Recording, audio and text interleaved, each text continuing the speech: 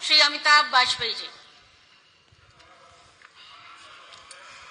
हम आपके आभारी हैं कि आपने महामहिम राज्यपाल के अभिभाषण के धन्यवाद प्रस्ताव पर हमें बोलने का अवसर दिया। मैं इतना कहना चाहूंगा कि राज्यपाल महोदया को इस अभिभाषण का धन्यवाद मैं इतना दे सकता हूं कि उन्होंने 1 घंटे का अभिभाषण केवल 8 मिनट में पूरा कर दिया। क्योंकि इसी बात का धन्यवाद है जो 1 घंटे मेहनत कराती उन्होंने 8 घंटे में किया। ये सरकार हर बात को पहली बार कहती है। हमने भी देखा इस सरकार में पहली बार राज्यपाल महोदया जल्दी काम खत्म करके चली गई, क्योंकि शायद जो कहने लायक नहीं था वो लिखा गया और जो सुनाने लायक नहीं था वो पढ़ा गया। क्योंकि जो आए थे ख्वाब दिखाने वही अब हकीकत छुपाने लगे हैं। जो कहते थे सबका विकास अब जवाब तक देने से कतराने लगे। ये भाषण झूठे वादों का पुलिंदा था जिसे जल्दबाजी में निपटाया गया और सरकार द्वारा तैयार किया गया ये भाषण झूठे वादों का पुलिंदा मात्र था, जिसमें सिर्फ खोखले वादे थे और जमीनी हकीकत से दूर था। सबसे ज्यादा चर्चा इस सदन में महाकुंभ पर हुई। मैं इस पर ज्यादा टिप्पणी नहीं करना चाहता, लेकिन ये तो सच है कि सरकार ने झूठे आंकड़ों का मायाजाल बुना है और आज तक सरकार ने मृतकों की संख्या, घायलों की संख्या और जो लोग हो गए हैं, अपने परिवार से अलग हो गए हैं, उनके संबंध में कोई भी ठोस आंकड़ा प्रस्तुत नहीं किया। ये सरकार ईज ऑफ डूइंग बिजनेस की बात करती है, पर जमीनी हकीकत यह है कि उत्तर प्रदेश में व्यापार करना समय के साथ और दुष्कर हो गया है।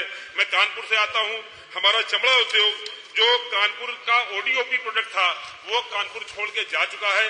अब आफत पान मसाला पर है, अब आफत लोहा वालों पर है और जीएसटी की इतनी चौकी बना दी गई है कि एक भी गाड़ी अपने आप पार नहीं जा सकती। ये सरकार ईज ऑफ डूइंग बिजनेस की जगह ईज टू डाई बिजनेस की तरफ बढ़ रही है। और ये तो बड़े व्यापारी हैं, जो छोटा दुकानदार है, ठेला पटरी रेहड़ी दुकानदार है, उसका भी सम्मान सुरक्षित नहीं है। सरकार में फेरी नीति का अनुपालन नहीं हो रहा। 2022 से फेरी नीति की कमेटी नहीं बनी और कमेटी के भाव में जब जो जहां चाहता है मन मर्जी से चाहता है लाठी लेकर के ठेले वालों को भगा देने का काम करता है। इन्वेस्टर समिट के नाम पर बड़े बड़े दावे किए गए, जबकि वास्तविकता यह है कोई भी आंकड़ा जमीन पर दिखाई नहीं पड़ता है। इस बार तो आंकड़ेबाजी फिर भी कम की गई, पर हर बार जो बढ़ा चढ़ाकर आंकड़े बताए जाते थे, कितने रोजगार विकसित हुए, कितनी फैक्ट्रियां जमीन पर लगी, कितना इन्वेस्टमेंट हुआ, वो हम लोग कहीं दिखाई नहीं पड़ता। मैं कहना चाहता हूं कि रोजगार विकसित करने के नाम पर सरकार कहीं ना कहीं फेल हुई है। स्मार्ट सिटी के बारे में बड़ी बड़ी बातें की जाती हैं। स्मार्ट सिटी के नाम पर केवल घोटाला और धोखा हो रहा है। स्मार्ट सिटी में बड़े बड़े नाम तो हैं, पर कोई भी योजना जनप्रतिनिधियों की राय से नहीं बनाई जाती। मनमाने ढंग से प्रोजेक्ट पास किए जाते हैं जिसमें सरकारी धन का दुरुपयोग साफ तौर पे दिखाई पड़ता है। हमारे शहर में एक ऐसा पुल बनाया गया है जिस पर से आज तक एक भी आदमी गुजरा नहीं है और करोड़ों रुपए का पुल बन करके छूट खड़ा है।